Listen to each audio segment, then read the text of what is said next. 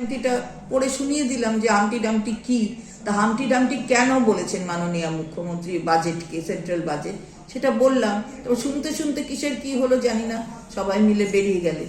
তো যাই হোক, যেটা করছেন যে আমরা নাকি কিছুই করি না, তো কিছুই না করলে আমরা বারবার আসি কেন? 15 বছরে আমরা যদি কিছুই না করি, মানুষ, মমতা বন্দ্যোপাধ্যায় আমার দলের সর্বোচ্চ নেত্রী এবং মুখ্যমন্ত্রী, তাকে করার জন্য এত উৎসুক হয়ে যান কেন?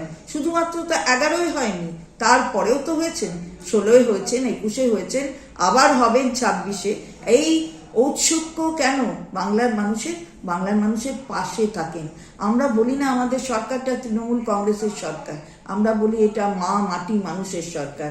মায়ের স্নেহ আর মাটির গন্ধ আর মানুষের পাশে থাকার অঙ্গীকার, সেই অঙ্গীকারটাকে বাস্তবায়ন করেন বলে তাই মা মাটি মানুষের সরকার বারবার আসে, আবার আসবে।